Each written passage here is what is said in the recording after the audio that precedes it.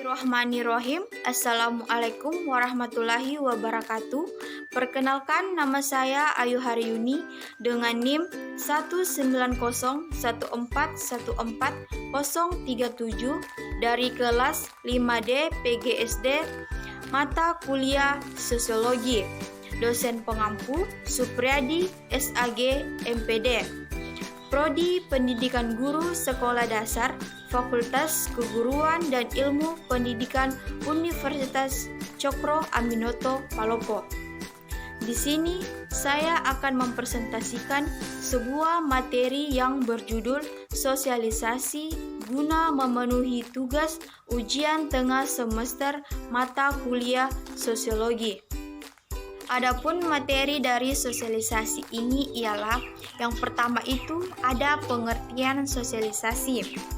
Sosialisasi adalah suatu proses penanaman atau transfer kebiasaan atau nilai dan aturan dari satu generasi ke generasi lainnya dalam sebuah kelompok atau masyarakat. Sejumlah sosiologi menyebut sosialisasi sebagai teori mengenai peranan atau role teori karena dalam proses sosialisasi diajarkan peran-peran yang harus dijalankan oleh individu.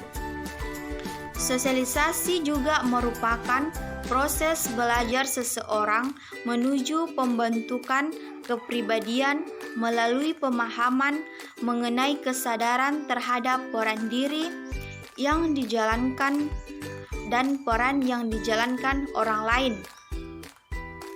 Kemudian sosialisasi juga dapat dimaknai sebagai suatu proses di mana individu mulai menerima dan menyesuaikan diri dengan unsur-unsur kebudayaan atau tradisi, perilaku, bahasa, dan kebiasaan-kebiasaan masyarakat yang mulai dari lingkungan keluarganya dan kemudian meluas pada masyarakat luas.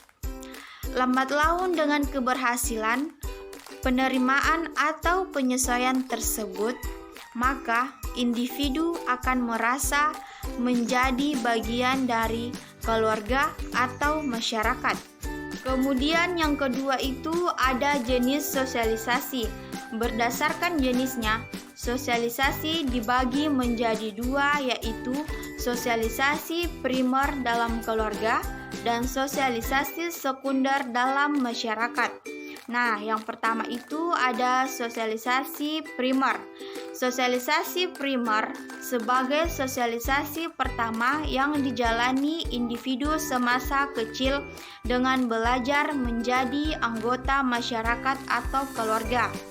Sosialisasi primer berlangsung saat anak berusia 1-5 tahun atau saat anak belum masuk ke sekolah. Anak mulai mengenal anggota keluarga dan lingkungan keluarga. Secara bertahap, dia mulai mampu membedakan dirinya dengan orang lain di sekitar keluarganya. Kemudian yang kedua itu sosialisasi sekunder. Sosialisasi sekunder adalah proses sosialisasi lanjutan setelah sosialisasi primer yang memperkenalkan individu ke dalam kelompok tertentu dalam masyarakat. Bentuk-bentuknya adalah resosialisasi dan desosialisasi. Dalam proses resosialisasi, seseorang diberi suatu identitas diri yang baru, sedangkan dalam proses desosialisasi, seseorang mengalami pencabutan identitas diri yang lama. Kemudian yang ketiga itu ada tipe sosialisasi. Nah, ada dua tipe sosialisasi. Kedua tipe sosialisasi tersebut ialah yang pertama sosialisasi formal. Sosialisasi tipe ini terjadi melalui lembaga-lembaga yang berwenang menurut ketentuan yang berlaku dalam negara, seperti pendidikan di sekolah dan pendidikan militer. Kemudian yang kedua, sosialisasi informal. Sosialisasi tipe ini terdapat di masyarakat atau dalam pergaulan yang bersifat kekeluargaan, seperti antara teman, sahabat, sesama anggota klub, dan kelompok-kelompok sosial yang ada di dalam masyarakat. Kemudian yang keempat itu ada pola sosialisasi. Sosialisasi dapat dibagi menjadi dua pola, yaitu sosialisasi refleksif dan sosialisasi partisipatoris. Yang pertama itu ada sosialisasi reflektif atau reflexive socialization, menekankan pada penggunaan hukuman terhadap kesalahan. Ciri lain dari sosialisasi refleksif adalah penekanan pada penggunaan materi dalam hukuman dan imbalan, penekanan pada kepatuhan anak dan orang tua, penekanan pada komunikasi yang bersifat satu arah atau nonverbal dan berisi perintah. Penekanan sosialisasi terletak pada orang tua dan keinginan orang tua, dan peran keluarga sebagai significant tutor.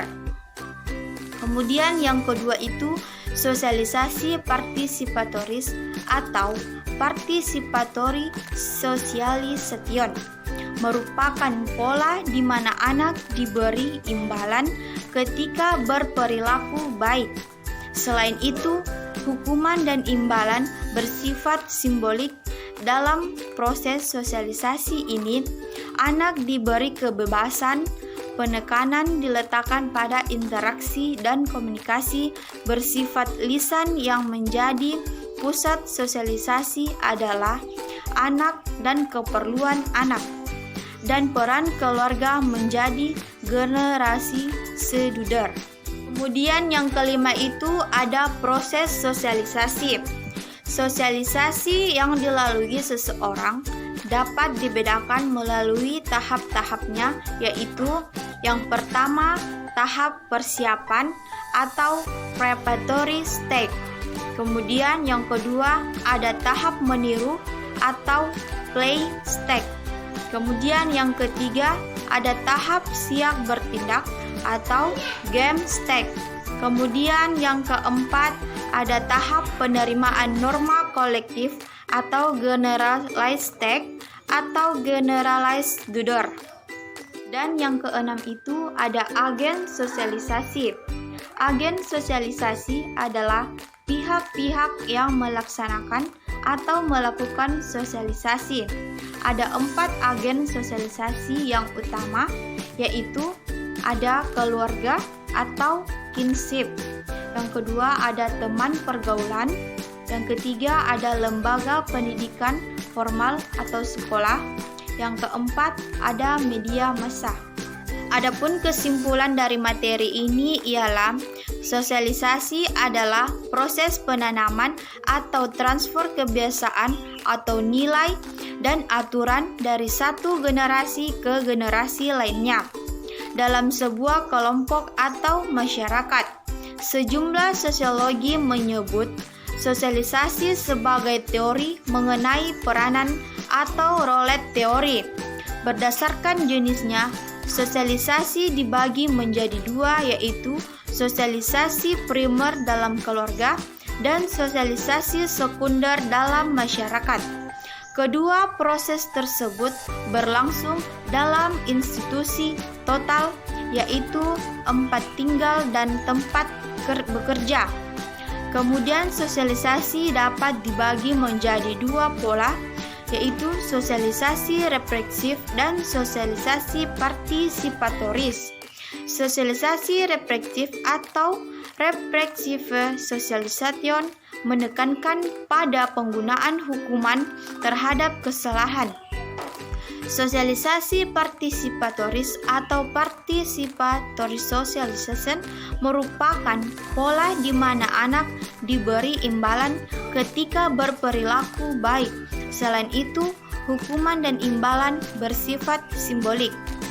Itulah materi sosialisasi yang dapat saya sampaikan. Kurang dan lebihnya mohon dimaafkan. Saya akhiri dengan ucapan wabillahi taufik wal hidayah. Wassalamualaikum warahmatullahi wabarakatuh.